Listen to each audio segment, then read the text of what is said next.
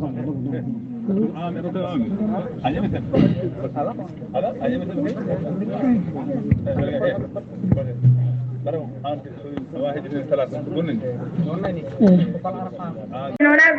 أجل قضونا الرمول بنهج السماء إلى سجرة المجد فوق السماء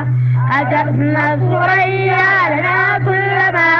رسمنا هنالك هد الدماء سنحمي مالي ونحن بداك ونكسر باكي بلون الأمل وإن نداء الإسلامية بصفة خاصة. باسمكم جميعا أوجه تحية خاصة لسيد أحمد ناود سيدابا والي ولاية غرغل، الذي لولا ظروف القاهرة لكان أول من وقف هنا أمام هذه الوجوه النيرة ليفتتح الجلسة ويشارك معنا في الأعمال. نرجو من الله العلي القدير أن يكون هذا اللقاء فرصة للرفع من مستوى تعليمنا المحضري،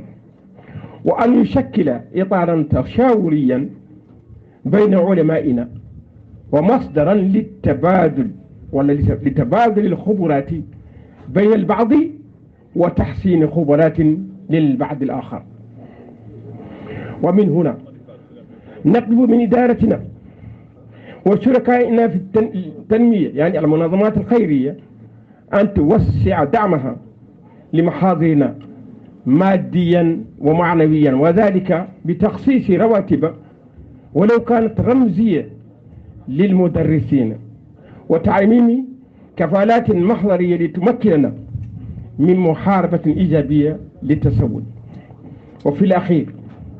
أجدد ترحيبنا للجميع راجيا أن تكلل أعمالنا أو ورشتنا أعمال ورشتنا بالنجاح، وأرجو لكم مقاما سعيدا ولضيوفنا الكرام عودة ميمونة إلى أهاليهم. والسلام عليكم ورحمة الله.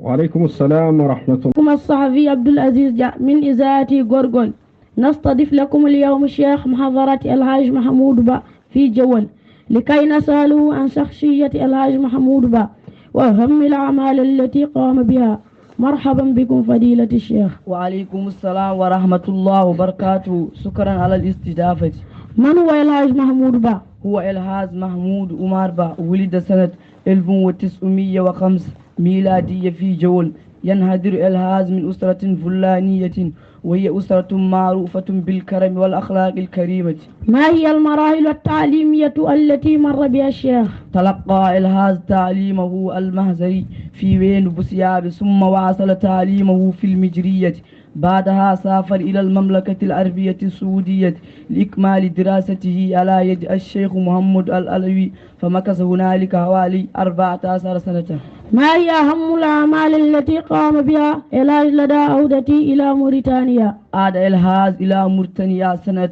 1941 ليؤسس مدارس الفلاح في غرب إفريقيا، والتي لعبت دورا مهما في إحياء وتثبيت أركان الإسلام والاعتزاز به وترسيخ اللغة العربية ونبذ الشركيات والخرافات. متى توفي الحاج محمود با؟ توفي الحاج محمود با رحمه الله في 4 من يناير سنة 1978 ميلادية، تاركا وراء إرثا ثقافيا ودينيا إلى يومنا هذا. شكرا لكم فضيلة الشيخ. شكرا. كريم. الحمد لله رب العالمين. السيد العمدة، السادة النواب، السيد المدير الجهوي للشؤون الإسلامية، أيها المشايخ الكرام، إخوتنا من دولتي المغرب والسنغال، أرحب بكم ترحيبا خاصا بمشايخنا من مدينة جول ومن المدن المجاورة ومن سائر أنحاء البلاد. يشرفني أن أحضر معكم اليوم هذا النشاط الدعوي المبارك الذي يعكس ويذكر بالدور الإشعاعي الكبير الذي قامت به مدينة جول على غرار سائر المدن التاريخية في البلاد. لا غرو أن يكون من أبناء الوالد الحاج عمر باء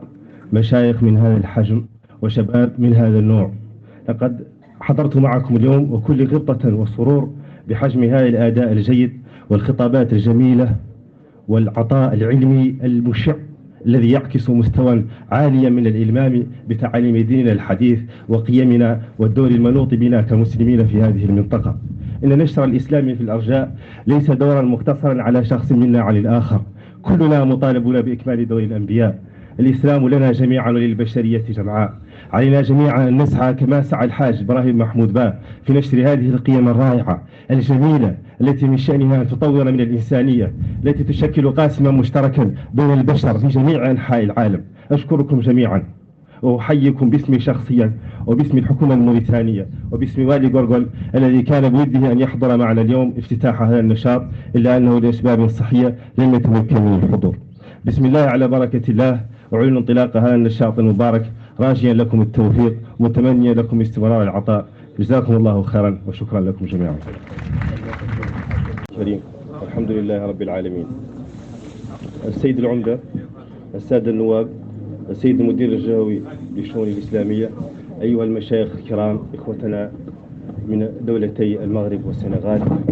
أرحب بكم ترحيبا خاصا بمشايخنا من مدينة جول ومن المدن المجاورة ومن سائر أنحاء البلاد. يشرفني أن أحضر معكم اليوم هذا النشاط الدعوي المبارك الذي يعكس ويذكر بالدور الإشعاعي الكبير الذي قامت به مدينة جول على غرار سائر المدن التاريخية في البلاد. لا غرو أن يكون من أبناء الوالد الحاج عمر باء مشايخ من هذا الحجم وشباب من هذا النوع. لقد حضرت معكم اليوم وكل غبطة وسرور بحجم هذا الأداء الجيد والخطابات الجميلة والعطاء العلمي المشع الذي يعكس مستوى عاليا من الإلمام بتعاليم ديننا الحديث وقيمنا والدور المنوط بنا كمسلمين في هذه المنطقة. إن نشر الإسلام في الأرجاء ليس دورا مقتصرا على شخص منا عن الآخر، كلنا مطالبون بإكمال دور الأنبياء. الإسلام لنا جميعا وللبشرية جمعاء. علينا جميعا أن نسعى كما سعى الحاج إبراهيم محمود باء في نشر هذه القيم الرائعة الجميلة التي من شأنها أن تطور من الإنسانية التي تشكل قاسما مشتركا بين البشر في جميع أنحاء العالم. أشكركم جميعا وأحييكم باسمي شخصيا وباسم الحكومة الموريتانية وباسم والي غورغول الذي كان بوده أن يحضر معنا اليوم افتتاح هذا النشاط، إلا أنه لأسباب صحية لم يتمكن من الحضور. بسم الله على بركة الله أعلن انطلاق هذا النشاط المبارك، راجيا لكم التوفيق متمنيا لكم استمرار العطاء. جزاكم الله خيرا وشكرا لكم جميعا. حاكم كهيدي وكالة إذن حاكم ونند سلمني دندانغال بسميما دندانغال سفتيني كدي ونند بات بالندرال بامتود دين الإسلام بسماد كدي ونند دندانغال حب أميبه دولاجي ونند باتيدي من دندانغال حب أميبه دندانغال نكوجي فوف تمنون كونغول ونند ركاما فوتدade ونند أودو ملتقى مونغوندن إمون. الآن نتوجه إلى وضع حجر الأساسي لمسجد الحاج محمود باء في جول في أروقة مجمع الحاج محمود باء. إذن جوني يمبن نقوم إلى انتهى إلى بدأ هاير أروامير الجمعة ديدة تيدا جوني جمعة شيخ الحاج محمود باء بإذن الله تعالى سنغيني ابن دقي يوتر ويوتر نقول شيخ الحاج محمود باء ولن تمنكم الشيخ عمر جه حفظه الله عز وجل عمر محمود باء ولن كده محمد سنبسي سنغيني نغرتن ان الففلو كده بن يوتر بإذن الله تعالى. والسلام عليكم ورحمة الله وبركاته. كريم، الحمد لله رب العالمين. السيد العمدة، السادة النواب، السيد المدير الجهوي للشؤون الإسلامية، أيها المشايخ الكرام، إخوتنا من دولتي المغرب والسنغال، أرحب بكم ترحيبا خاصا بمشايخنا من مدينة جول ومن المدن المجاورة ومن سائر أنحاء البلاد. يشرفني أن أحضر معكم اليوم هذا النشاط الدعوي المبارك هذا النشاط الدعوي المبارك الذي يعكس ويذكر بالدور الإشعاعي الكبير الذي قامت به مدينة جول على غرار سائر المدن التاريخية في البلاد. لا غرو أن يكون من أبناء الوالد الحاج عمر باء مشايخ من هذا الحجم وشباب من هذا النوع. لقد حضرت معكم اليوم وكل غبطة وسرور بحجم هذا الأداء الجيد والخطابات الجميلة والعطاء العلمي المشع الذي يعكس مستوى عاليا من الإلمام بتعاليم ديننا الحديث وقيمنا والدور المنوط بنا كمسلمين في هذه المنطقة. إن نشر الإسلام في الأرجاء ليس دورا مقتصرا على شخص منا عن الآخر، كلنا مطالبون بإكمال دور الأنبياء. الإسلام لنا جميعا وللبشرية جمعاء. علينا جميعا أن نسعى كما سعى الحاج إبراهيم محمود باء في نشر هذه القيم الرائعة الجميلة التي من شأنها أن تطور من الإنسانية التي تشكل قاسما مشتركا بين البشر في جميع أنحاء العالم. أشكركم جميعا وأحييكم باسمي شخصيا وباسم الحكومة الموريتانية وباسم والي غورغول الذي كان بوده أن يحضر معنا اليوم افتتاح هذا النشاط، إلا أنه لأسباب صحية لم يتمكن من الحضور. بسم الله على بركة الله، أعلن انطلاق هذا النشاط المبارك راجيا لكم التوفيق ومتمنيا لكم استمرار العطاء. جزاكم الله خيرا وشكرا لكم جميعا. eyyi ɗo joni noon yimɓe gummima hankadi ene jaaha pour ganduɗa kadi ko afoyde hayre arwanide gam mango juma ɗo e ganduɗa kadi ko e to wiyete complexe El Hadji Mahmoudou Ba. ɗum noon ɗo joni yimɓe e ganduɗa kadi en jaɓani toon to nokku to juma o jogori mahede ɗo gam kadi joƴƴinde nden ɗon hayre gam afde hayre arwanire gam made e juma El Hadji Mahmoudou Ba ɗo e nder complexe o. eɗen gandi ɗo complexe o ko nokku mawɗo ko boowal jangal ene waɗi duɗal jangguirgal mahe ɗo kadi e juma mawɗo. ɗo joni eɗen laara inchallah ko afoyde hayre arwanide to banggue juma jogorɗo mahede ɗo. en kettima konngudi hohoɓe diwan o, en kettima ganduɗa kadi ko konngol walimo diwan gorgol tawi lomtima ko hakim e lomto woni disnodirteɗo waali kalfinaɗo gueɗe e faggudu. noon ko kanko kadi haali inde préfet mo ganduɗa si préfet mo département Key Haydi, kanko haali kadi inde gouverneur o. ɗo joni ko afde hayre aronide wonande juma o. wadde e afde hayre arwanire e juma Cheikh El Hadji Mahmoud Ba rahimahullahu ta'ala. joni Cheikh El Hadji Mahmoud Ba eɗen gandi ko neɗɗo daraninoɗo janginde deftere Allah e sunna annabi sallallahu alayhi wa sallam. yo Allah rokku en juma o waɗede hen e jangede hen e ko daranino kanko El Hadji Mahmoud Ba rahimahullahu ta'ala woni deftere Allah e sunna annabi sallallahu alayhi wa sallam. ɗum noon en jii wonande hakim Key Haydi wakalatan aafi hayre nde e en pirlitima ko ɗum woni ko waɗano e programme he. kala ko neɗɗo haali ɗon goɗɗum ko yamiraka ko kañum rondi, enen kam en jamirani ɗum. yamirano tan ko hakim yo ar joƴƴina hayre nde juma fuɗɗima gasi ko ɗon haaƴ yimɓe pirlito jaaha. kala ko neɗɗo haali ɗon goɗɗum ko wona ɗum ko haalani ko hoore mum haalanani kam wonande yimɓe multaka e tawtoraɓe multakaɓe jamirani ɗum ɗon. so ɗum yewti wonande joni eɗen jogui muhadara, eɗen jogui yewtere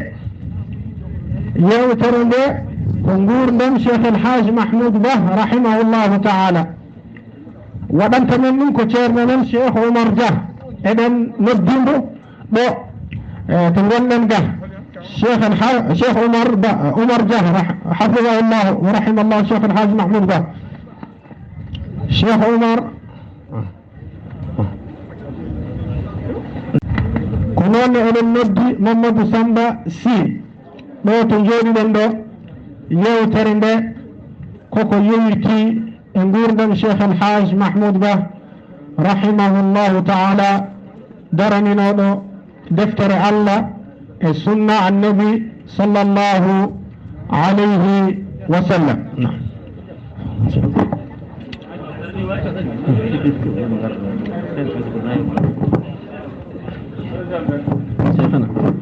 Ayakumullah kon ceni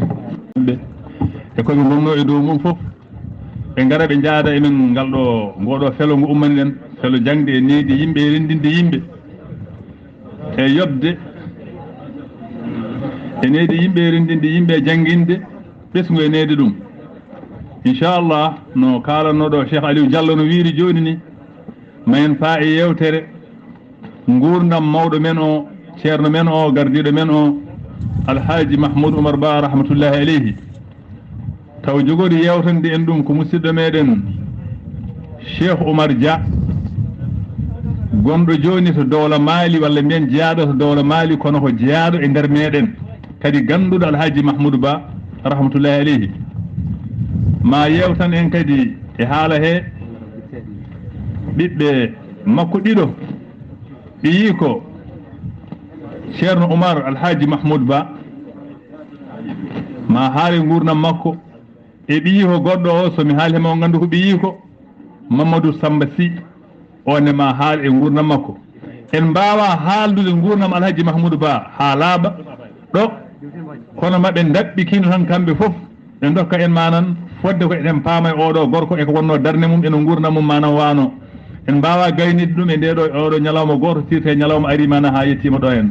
inchallah joni نهيل الكلمة إلى الشيخ عمر جاء فليتفضل مشكورا ليفتتح الكلمة.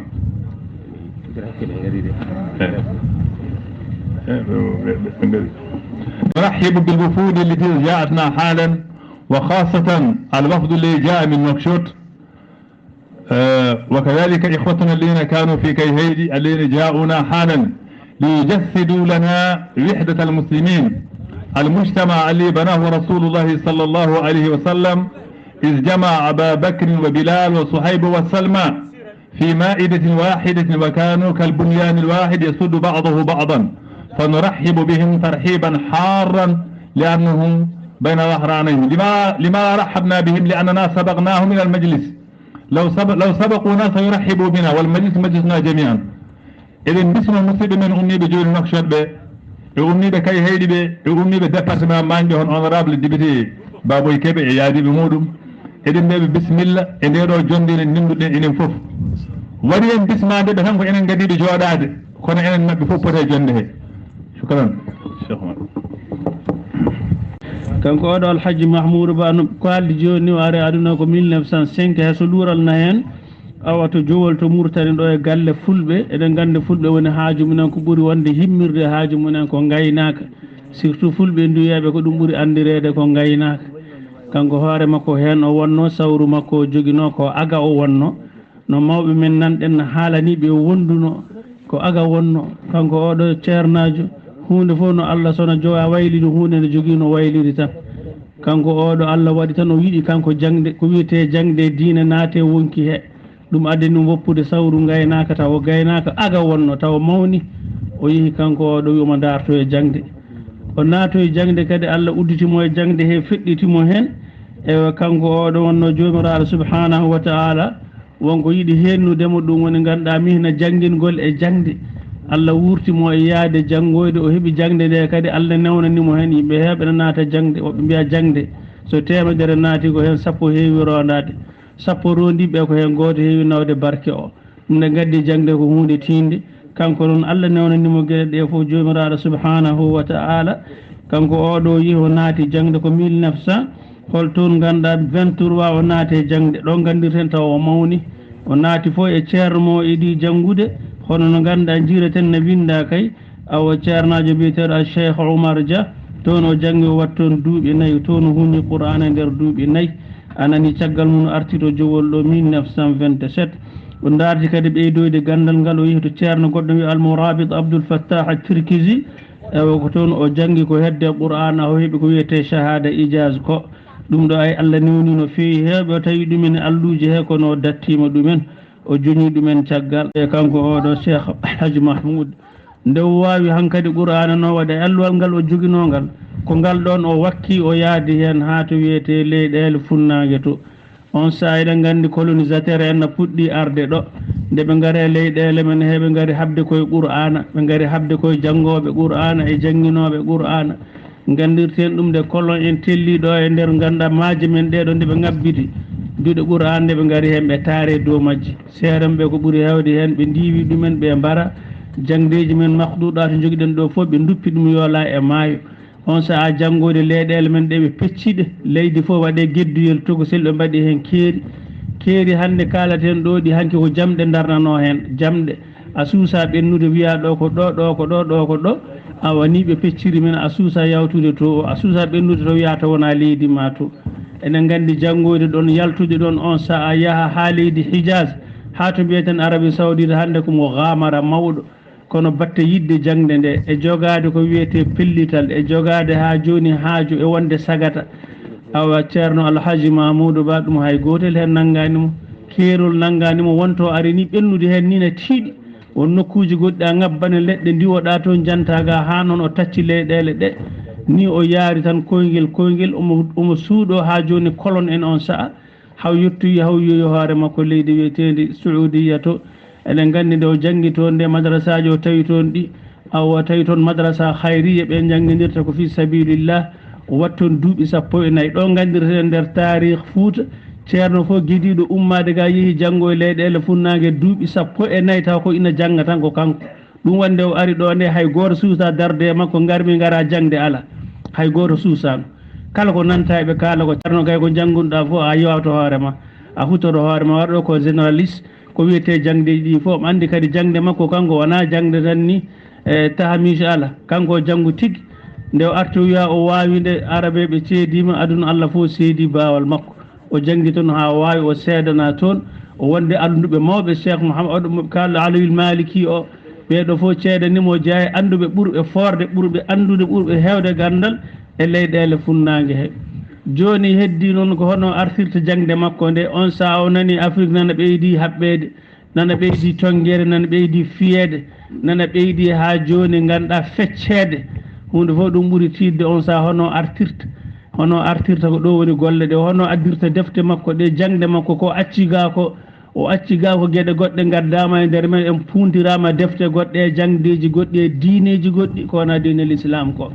ɗum waɗi kanko Alhaji Mahmoudou Ba ko neɗɗo ƴoƴƴo ko neɗɗo pamɗo ko neɗɗo pinɗo omo andi holno waɗata so ari holno artirta fof kam gamara woni hen gati puɗɗi nanggudemo kaso ko gila Nigéria nde o telli ɗon ɓe jiiɗe ɗo defte ɗe kam ɓe mbiɗe jahata o wari Niger kadi o soka ɗon ɓe jii gandal ngal o jogui almuɓe ko rewe makko ɗon tubako e mbaɗimo signalé ɗon français en puɗɗi nanggude o mbaɗimo e kasoji hankkadi ɓeena tefoto ɓeena ñaagoga noon hawa yetti nde o yetti wuuro mabɓe ɗo eɗen gandi ko woni haaju makko hamme makko ko jangde nde ɗum waɗi en mbawa haalde gurdam makko fof sona so en diwi hen ma diwan tan ko heewi sona ɗum en mbawa haaldude fof joni kanko ari wonno tawi ne janggire e leydi heni ko pour yidde jangde nde yaaje yaawa eɗen gandi saɗa janggina ɗo sukaɓe sa wi goto fof e addo allol mum tindina ɗum ha gayna o dira o ara o diwa o ara leñol fof noon na majji wuuro fof na majji jangguɓe kewani kanko projet mo jogui o ko persuɗo mo yiiɗi yo dañ ko heeɓa haade makko nanguede walla haade makko so wiyama allif kamɓe fof ɓe jii so wiyama bayi kamɓe fof ɓe jii noon o jangguiniri noon hankkadi yimɓe fof jiiɗi jangde makko nde par ce que ne yaawi nde ɓittimo nde o yeehi kayito hakim gonnoɗo kayi ganduɗa français o ko Algérie najo on yiiɗimo rokkimo ladde wotere nder kayito no sukkiɗi wiyete ko fatalaji madrasaji makko fof cikkata ko oɗon ɓuuri wadde arrivé par ce que toon ko cuuɗiɗo ko nder ladde fatalaji to on saaha woni toon ko kulle ladde ñiiɓe baroɗe hay goto yiiɗa wonde noon fatalaji ko nokku tubakoɓe nangguno kala nayyi ɗiɓe kone nder Afrique ɓe tetti tew mum ko ɗon hirseteno kosam mum ko ɗon ɓireteno nawe France en guerre mondial France ala hay batte nde guerre mondial o gasi nokku o ne heddina maha hakim Algérie najo gonnoɗo Mali to gonɗo France on nayimo ha nder ladde wi saɗo ay wonde ɗo o wi omo wawi o yehi wat toon sukaɓe kanko yeloy to addata koɓe ñaami yaaka tan ceerno ƴeewo yowo ko almuɓe mum ñaami ɗum kono ceerno Mamoudou ɗo tan fuɗɗi ɗum jangge kanko ƴewlete ko ñaami o addana sukaɓe ɓe nokku o no ɓuuɓi sukaɓe ɓe ñawi toon ɗum ni jeeya ko tolƴini madrasa o kono suka makko heɓe ko ɗon dañi niveau moƴƴo niveau o kande ɓe keeɓi niveau o kanko wonko miijoto so nanngama hannde walla o warama joni to janngoy to yo waɗ feere o dogana woɓɓe o nawa ɗumen toon ɗum waɗi kadi o naatemo gamara goɗɗo an hoorema an goto tan yaltuɗo on sa Afrique yaha ina tiiɗi sagano an nawa sukaɓe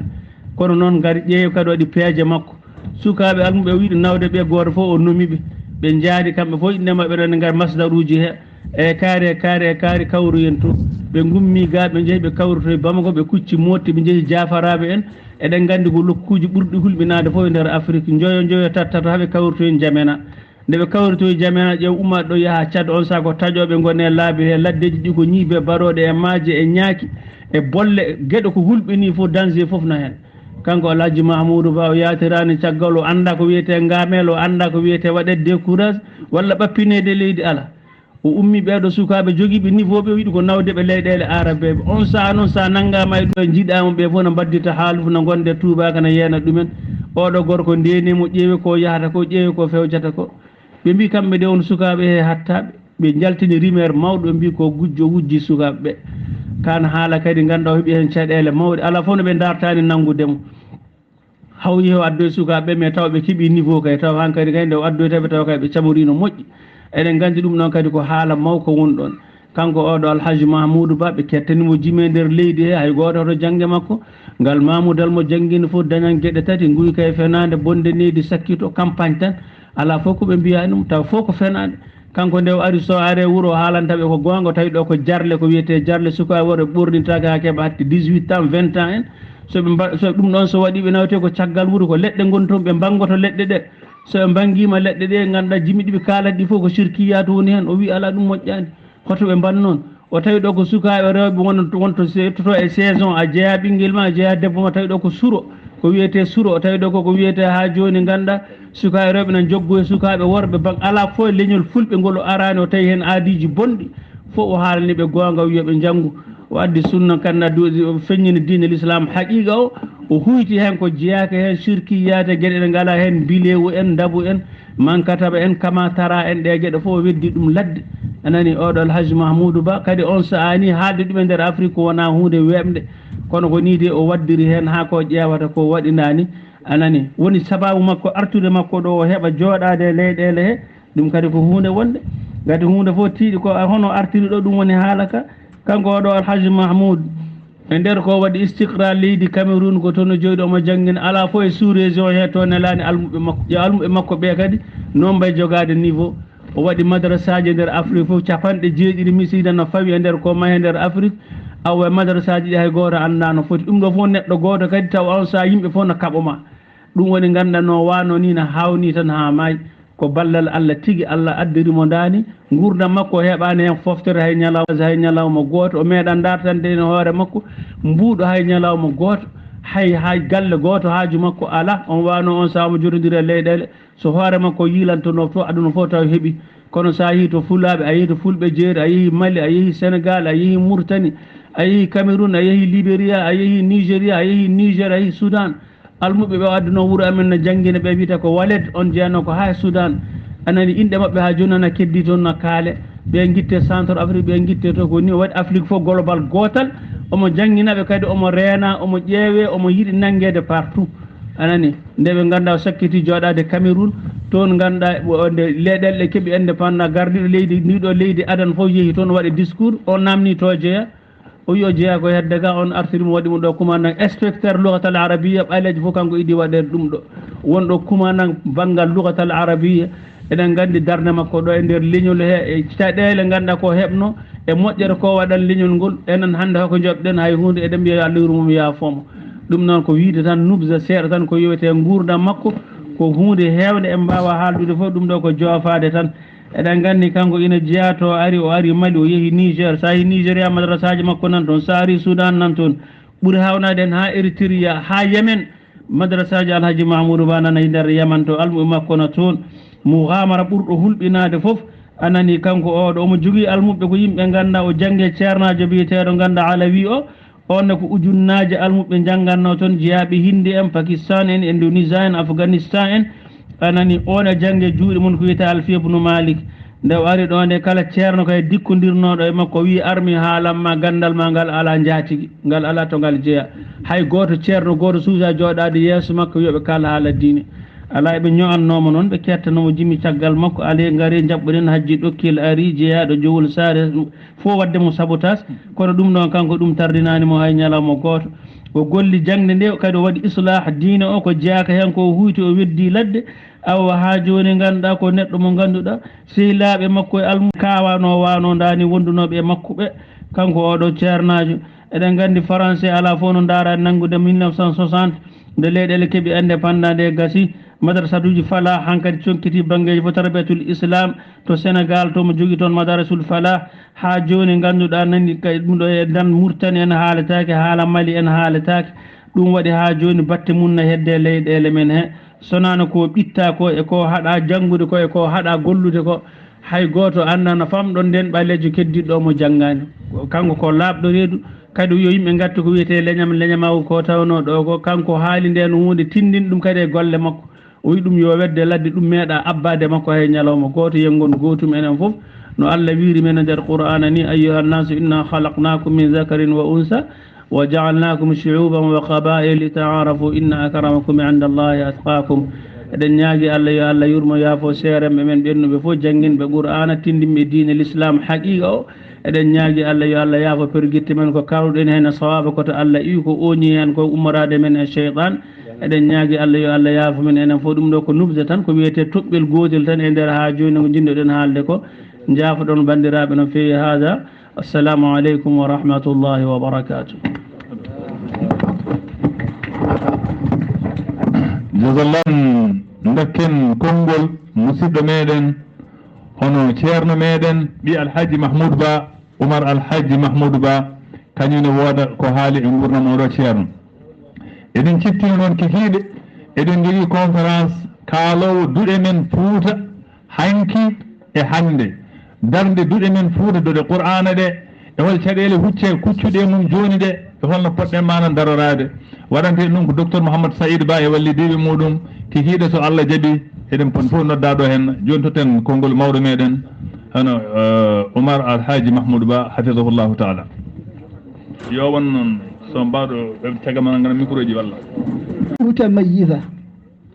التي تركت بصمة بارزة في الحياة الثقافية والعلمية بغرب إفريقيا. فمن هو هذا العلم؟ كيف نشأ وكيف تكون وما هي أهم مميزات منهجه الإصلاحي؟ ولد الحاج محمود با سنة 1906 وفيهم من يقول 5 وهي السنة المعروفة في المنطقة بسنة القحط أو سنة الجفاف. وقد تربى الحاج محمود في بيئة إسلامية وسط أسرة محافظة، وقد كانت المنطقة التي ولد فيها مشهورة بكثرة حفاظها للقرآن الكريم. وعندما وصل الحاج محمود سن 15 غادر مسقط رأسه جول بحثا عن العلم، حيث حفظ القرآن الكريم في فوتا، ثم ذهب إلى المجرية بولاية تاغانتا شمال فوتا، ومنها إلى مكة المكرمة، حيث استقر به المقام في الحرم المكي الشريف.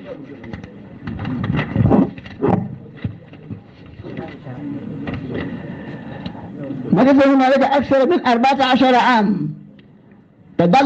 تضلع خلالها من مختلف العلوم الشرعية واللغوية، محرزا على شهادة الكفاءة في التدريس من مدارس الفلاح التي كانت قائمة بالحرم المكي الشريف يومئذ، والتي تيمن باسمها لمدارسه فيما بعد. وخلال فترة مقامه في مكة المكرمة